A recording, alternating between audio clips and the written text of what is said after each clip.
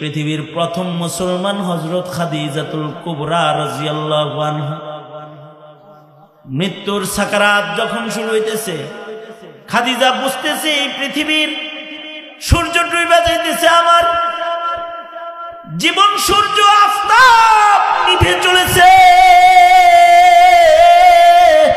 আর বাঁচবো না।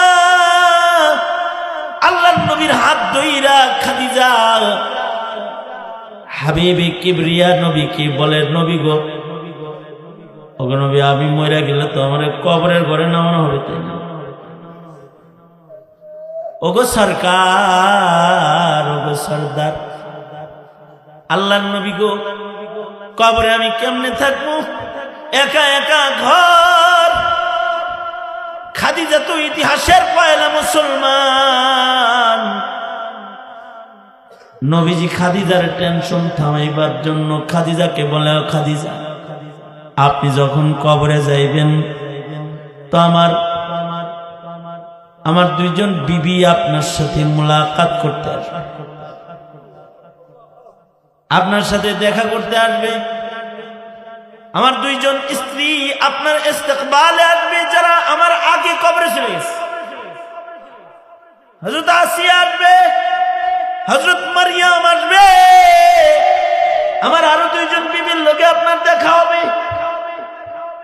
খাদিজা বলে, ওগো সরকার,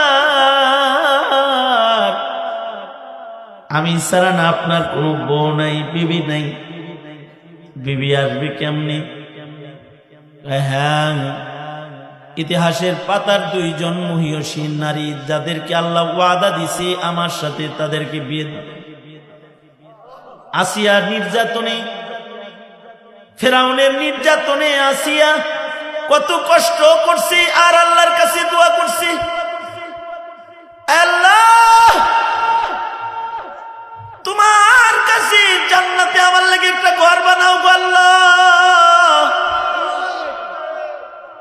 রব্বুল আলামিন, তুমি তোমার নিকটে জান্নাতে একটি ঘর আমার জন্য নির্মাণ করো। রব্বি বিনিলি বাইতা ফিল জান্নাহ, ওগো আমার রব, তুমি আমার জন্য জান্নাতে একটা ঘর বানাও। ওই যে সেই জান্নাতি বিবি আমার আসিয়া, যার সাথে জান্নাতে আমার বিয়ে হবে, সে আপনার ইস্তেকবালে আসবে, আপনাকে স্বাগতম জানাইতে আসবে। হযরত মরিয়ম আল্লাহর নির্বাচিত মহিয়সী নারী, বিয়েবিহীন, যার পেটে আল্লাহ তাআলা পয়গম্বর দান করেছে। মরিয়ম আমার বিবি জান্নাতি, তার সাথে আমার বিয়ে হবে, আপনার ইস্তেকবালে আসবে। আল্লাহর রাসূল বুঝাইতে চায়, ভয় নাই আপনার, ভয় নাই, আপনি জান্নাতে যাইতেছেন, বুঝাইবার চায়। কিন্তু খাদিজা বেবুঝ, কবরের চিন্তায় খাদিজা কয়, ওগো সরকার, আমি খাদিজা কবরের প্রশ্নের উত্তর দিতে পারবো না। ওগো আল্লাহর নবী, আমাকে দাফন করে কবরে নামাইয়া আপনি কিন্তু আমাকে রাইখা চলে আসেন না, আপনি আমার কবরের পারে বসে থাকবেন গো আল্লাহর নবী। কবরে যখন আমারে প্রশ্ন করবে, ওগো আল্লাহর নবী, আমার প্রশ্নের উত্তরগুলো আপনি আমারে শিখা দিবেন, আমি বলবো, ওগো সরকার, একলা রাইখা চলে আসেন না।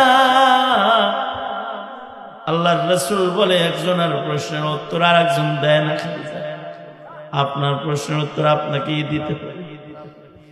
খাদিজাতুল কুবরা সরওয়ারে দু আলম নবীকে বলে, ওগো আল্লাহর নবী, তাহলে আপনার কাছে আমার দুইটা দাবি। একটা দাবি হলো, ওগো আল্লাহর নবী, আমার কবরের কাফনটা আপনার গায়ের একটা জামা দিয়ে দিয়েন, আমি যখন কবরে যাইব কাফন পরাইবেন, আপনার গায়ের একটা জামা আমার কাফন বানায় দিয়ে দিন, যেন আপনার গায়ের জামা আমার কাফন দেখা কমাস কোন ফিরিস্তারা আমার সাথে ভালো আচরণ করে। এটা দেখা যেন ফিরিস্তারা বুঝে আমি আপনার দলের লোক। আপনার গায়ের জামা দিয়েন, তুমি জার্সি দিয়ে বুঝাও তুমি আর্জেন্টিনার দলের, আর খাদিজা বলে সরকার ও আল্লাহর নবী, আপনি আমাকে আপনার গায়ের একটা জামা কাফন বানায়া দিয়ে দিবেন, যে কাপড় লইয়া আমি কবরে গেলে আপনার গায়ের জামা দেখা ফেরেশতারা বুঝবে আমি আপনার দলের লোক, মুসলমান। ও আল্লাহর নবী, আপনার কাছে আর একটা দাবি হলো, আমার লাশটা কবরে আপনি নিজের হাতে নামাইয়া আমাকে কিবলার দিকে ফিরে আপনি শুয়াইবেন, ফেরেশতারা যেন কাবা থেকে আমার মুখ না সরায়। হাদিস শরীফে আছে কিছু মানুষ কবরে গেলে তাদের চেহারা কাবার দিকে থাকে, যাদের চেহারা কাবার দিকে থাকে তারা প্রশ্নের উত্তর দিতে পারে। আর কিছু মানুষ আছে তাদের চেহারা কাবায় থাকে না, ফেরেশতারা টান দিয়া করে ঘুরায়, যে একদিন চিনি ওই মুখী এই মুখী, আজকে এই মুখী হইছিস কেন, আজকে কাবার দিকে হইছিস কেন, প্রজেক্টর মুখী ছিলি, টিভি মুখী ছিলি, সিনেমা মুখী ছিলি, খেলা মুখী ছিলি, আজকে কেবলা মুখী হইছিস কেন, হ্যাঁ চেহারা এইদিকে ঘুরাইছিস কেন। মুনাফিক বলে টান দিয়া কিছু মানুষের চেহারা কবরে ফেরেশতারা ঘুরায় দেয়।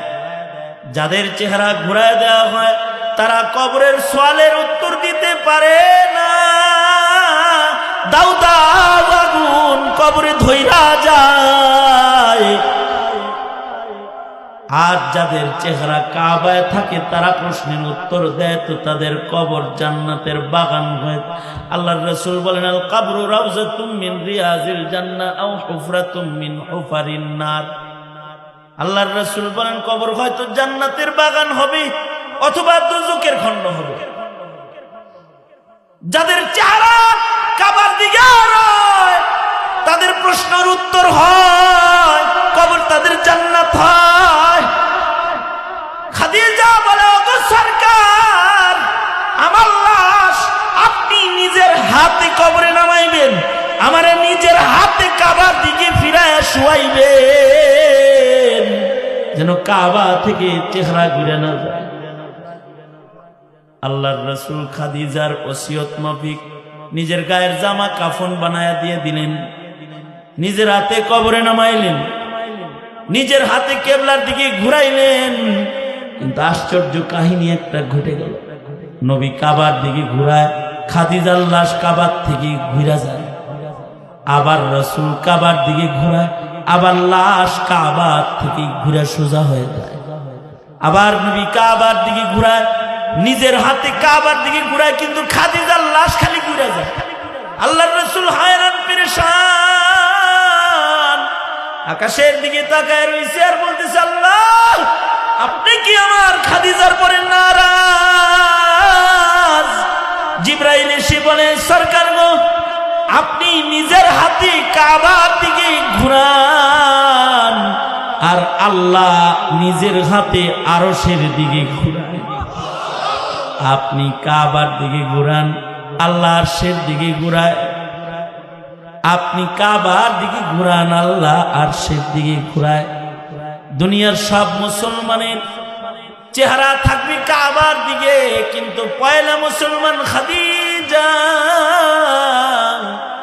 আল্লাহর ভয় এত বেশি লইয়া কবরে আইছে যে আল্লাহ তারে কাবার দিকে রাখবার চায় না, আরশের দিকে রাখবার চায়, জন্য আল্লাহ নিজের হাতে ঘুরায় ওইভাবেই রাইখা দেন। এটা হলো মুসলমানি খৌফ ও খাসিয়াত।